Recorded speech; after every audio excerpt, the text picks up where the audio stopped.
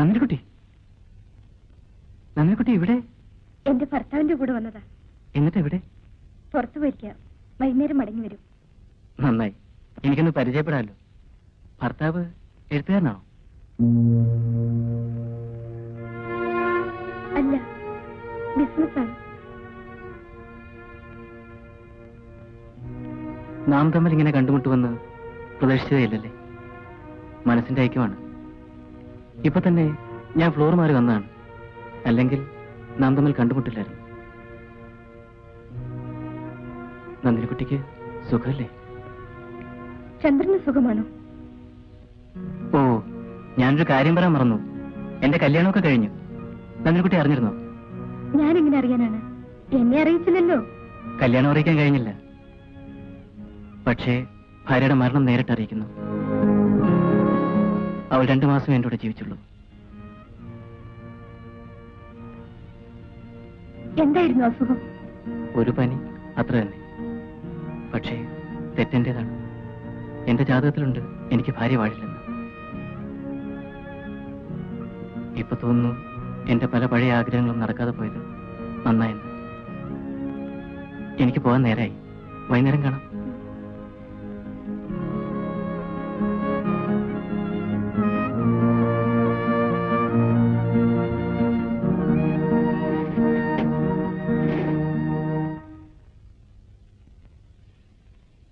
തെറ്റെന്റേതാണ്.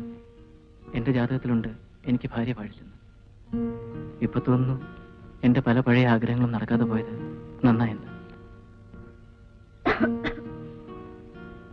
എന്താ നന്ദിനിക്കുട്ടി ഉറങ്ങിയില്ലേ? ഉറക്കം വരുന്നില്ല. എന്നെ കെട്ടിപ്പിടിച്ച് കിടന്നോളൂ, ഉറങ്ങിക്കോളൂ.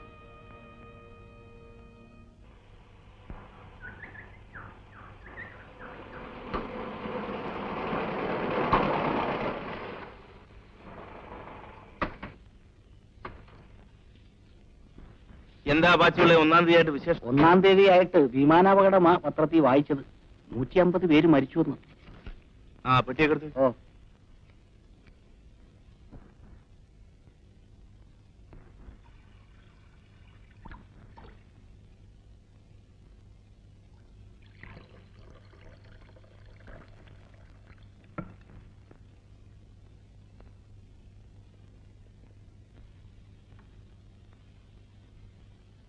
ചായ.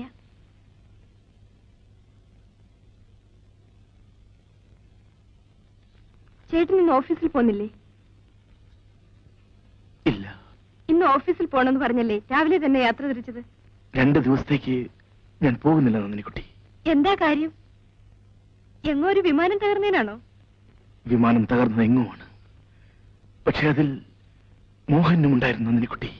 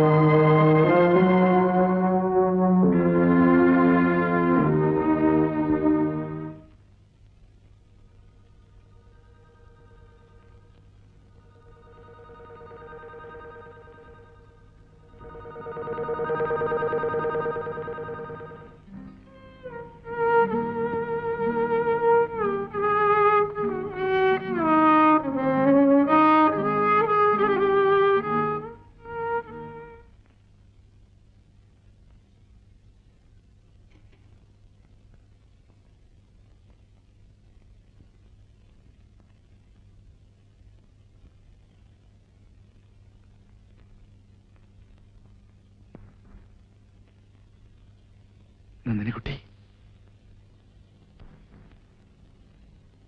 നന്ദിനിക്കുട്ടി, നന്ദിനിക്കുട്ടി. രവി, ലോകത്ത് അബോർഷനും മറ്റും സാധാരണമാണ്. അതിന് നിങ്ങൾ ഇങ്ങനെ കിടന്ന് വിഷമിച്ചാലോ? മോഹന്റെ മരണവിവരം ഞാൻ നന്ദിനോട് പറയാൻ പാടില്ലായിരുന്നു. അതിനി പറഞ്ഞിട്ട് എന്താ കാര്യം? വരാനുള്ള വഴി തങ്ങും. നന്ദിനിക്കുട്ടിയുടെ ഹാർട്ടിനെ പറ്റി ഡോക്ടർ എന്താ പറഞ്ഞത്? നിങ്ങൾ എന്തെങ്കിലും കേൾക്കാൻ കാത്തിരിക്കുക. ഹാർട്ടിന് ഒരു തകരാറുമില്ല, അല്പം വീക്കാണെന്ന് മാത്രം. അത് ചിലർക്ക് അങ്ങനെയാണ്. അതിന് ചികിത്സയോ ഓപ്പറേഷനോ ഒന്നും വേണ്ട. മനസ്സെപ്പോഴും ഹാപ്പി ആയിരുന്നാ മതി. പിന്നെ വാസന്തി ഹോസ്പിറ്റലില്ലേ, നമുക്ക് നാളെ പോരുകയും ചെയ്യാം. നിങ്ങൾ ഇങ്ങനെ വിഷമിച്ചാലോ? കമോ.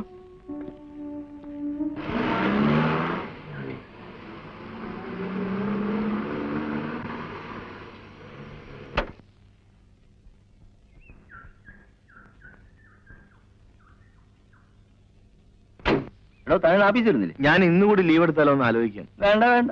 നന്ദിനിക്കുട്ടി, തന്റെ ഭർത്താവിയായിട്ട് ഭയങ്കര ഉഴപ്പാ. വേഗം ഓഫീസിലോട്ട് വിട്ടേക്കണേ.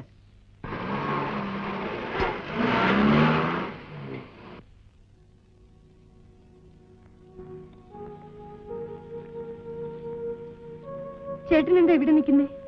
ഇന്ന് ഓഫീസിൽ പോകുന്നില്ലേ? ഇല്ല, ഞാൻ 2 ദിവസം കഴിഞ്ഞ് പോകാമെന്ന് കരുതുക.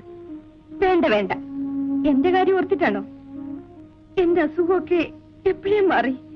ഞാൻ മിടുക്കത്തെ നിൽക്കുന്നതില്ലേ?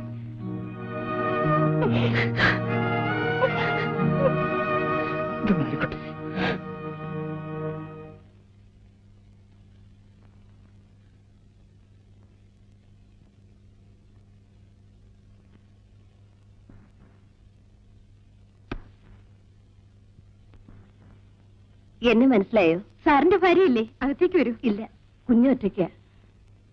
എനിക്ക് ഒരു 25 രൂപ തരാമോ? അയ്യോ പിന്നെന്താ? അദ്ദേഹം ഇവിടെ ഇല്ല, 2 ദിവസം കഴിഞ്ഞേ വരും. അയ്യോ, കുഞ്ഞൊറ്റയ്ക്ക് കിടക്ക്. അങ്ങോട്ടൊന്ന് വരാമോ? വരാം.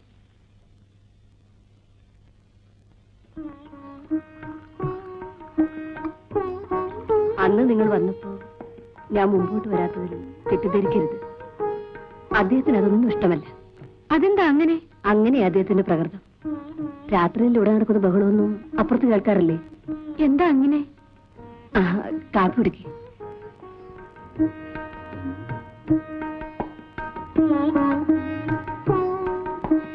രാത്രിയിൽ കുറച്ച് ബഹളമുണ്ടാക്കിയാൽ അദ്ദേഹത്തിന് ഉറക്കം വരും. ഒന്നുകിൽ എന്നെ തല്ലണം, ഇല്ലെങ്കിൽ എന്തെങ്കിലും തല്ലിപ്പൊട്ടിക്കണം. പക്ഷേ എന്നോട് ഇങ്ങനെയൊക്കെയുള്ളൂ. പുറത്തുള്ളവരോടൊക്കെ നല്ല മര്യാദയായിട്ടാണ് പെരുമാറുന്നത്.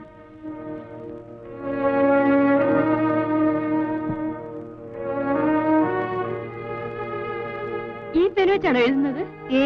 അങ്ങനെയൊന്നുമില്ല, പേന വേറെ 5-6 എന്താ? ഒന്നുമില്ല.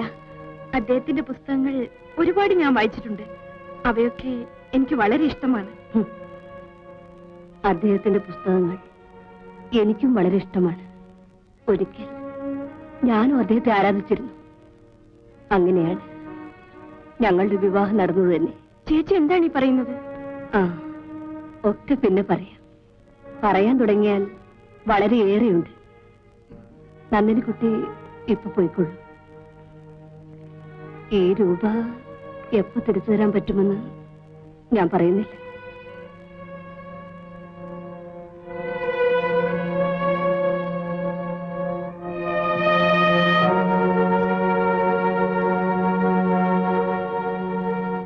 അപ്പുറത്തെ ചേച്ചിയില്ലേ, അവര് വന്ന് 25 രൂപ വാങ്ങിട്ട് പോയി. വല്ല ആവശ്യവും കാണുമായിരിക്കും. എഴുത്തുകാർക്ക് കാശ് കിട്ടില്ലേ ചേട്ടാ? കിട്ടുമായിരിക്കും. എവിടാ? ആര് കൊടുക്കാനാ? ഇപ്പൊ 30 അല്ലയോ എഴുത്തുകാര്. എന്റെ ഇളയ മകനും തുടങ്ങിയിട്ടുണ്ട് കുറേശ്ശെ കഥ എഴുത്ത്. ഇന്നലെ ഞാൻ പിടിച്ച് 2 അലക്കങ്ങ് കൊടുത്തു. അതെന്തിനാ പാച്ചുപിള്ളേ? എന്തോത്തിനാ എഴുത്തുകാരനാവുന്നേ? വേറെ പണിയൊന്നും ഇല്ലയോ? അങ്ങേരെ തന്നെ കണ്ടില്ലയോ? എത്ര കിട്ടിയിട്ട് എന്തുവാ പ്രയോജനം? പക്ഷെ അവൻ കുടിച്ചു തീർക്കല്ലയോ? കുടിക്കോ? കൊള്ളാം, കുടിക്കോന്ന്. ആ ചെറുക്കിനെ പിന്നെ എന്തിനാ നിർത്തിയിരിക്കുന്നേ? അവൻ ആ ദിവസവും സാധനമൊക്കെ വാങ്ങിച്ചു കൊടുക്കുന്നേ. അതും അകത്താക്കിക്കൊണ്ടാ ഈ അടിയും പിടിയും. മിനിഞ്ഞാന്ന് ഞാൻ എന്റെ കണ്ണുകൊണ്ട് കണ്ടതാ ആ സ്ത്രീയെ കഴുത്തി പിടിച്ച് തള്ളുന്നേ. പാച്ചുള്ള കടയടയ്ക്കുന്നതിന് പോയി സിഗരറ്റ് വാങ്ങിച്ചോണ്ട് വരും. ഓ, സത്യമാണോ ചേട്ടാ ഇത്? നമുക്ക് എന്ത് വേണം നന്ദിനിക്കുട്ടി? അവരെങ്ങനെ വേണേലും ആയിക്കോട്ടെ. വരൂ, നമുക്ക് പോയി ഉണ്ണാം.